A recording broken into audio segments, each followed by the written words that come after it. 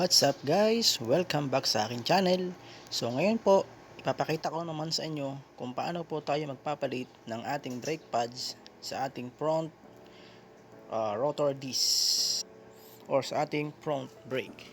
So ito po, papalitan po natin yan ng brake pads. So papakita ko po sa inyo guys kung paano tayo magpapalit ng brake pads. Okay? So guys, ang ating kakailanganin na gamit ay range na 14 ang size, 14 yan, Allen wrench yan, and then adjustable wrench yan, at saka yung bagong brake pads yan. So yan mga paps, simulan na po natin. Ang una po natin gagawin, tanggalin po natin ang ating gulong gamit ang ating wrench at adjustable. Okay, tanggalin na po natin.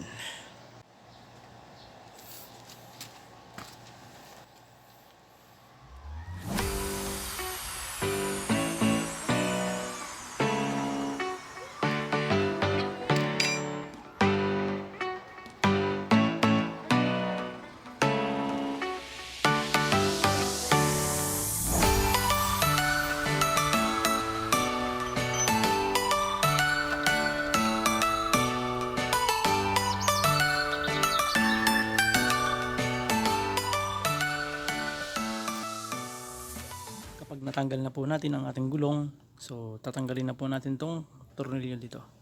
Yan, mga tornilyo na yan. Gamit po ang ating Allen wrench. Yan. So tara guys, tanggalin na natin.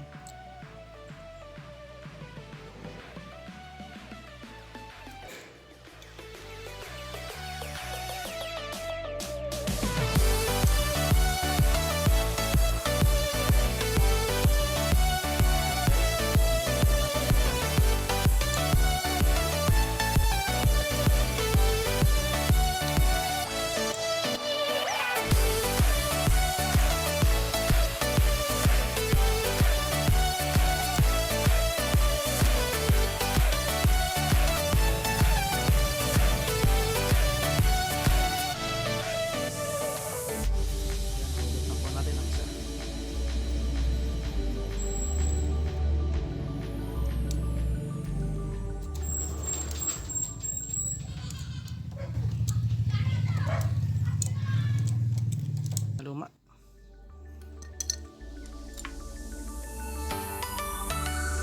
Nakikita niyo po, pudpud na po siya. So ngayon po, ikakabit na po natin yung bagong brake pads. Ito po yung bagong brake pads natin. Ayan. So simple lang po, ipapasok po natin siya doon sa pinaglagay ng isa kanina. So tara guys, ipasok na natin.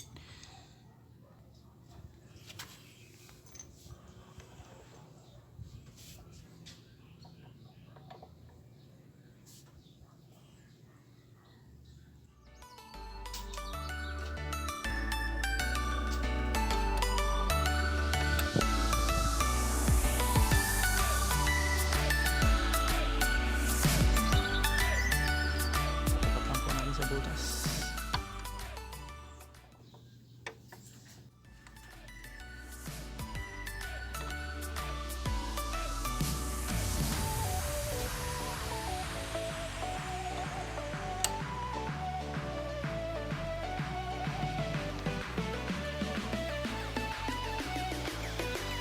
So guys, nakabit na po yung isa.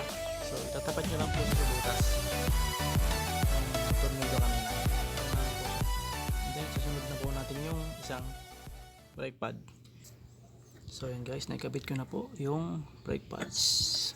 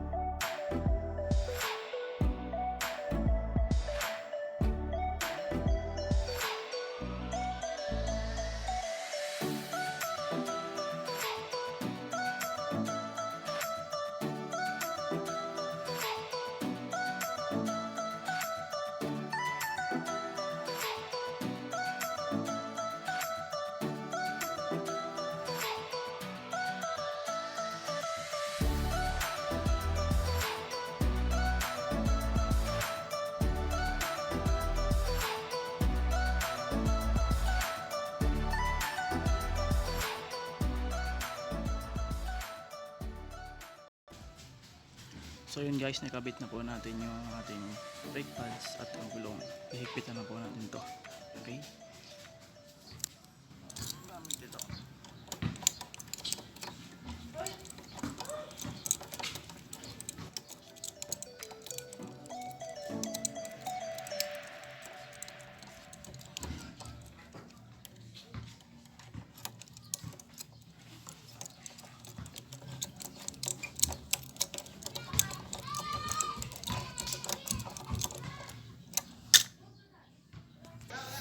So yun guys, nakabit na po natin ang aking brake pads. So ngayon po, sana po ay nakapagbigay ako sa inyo ng konting kalaman.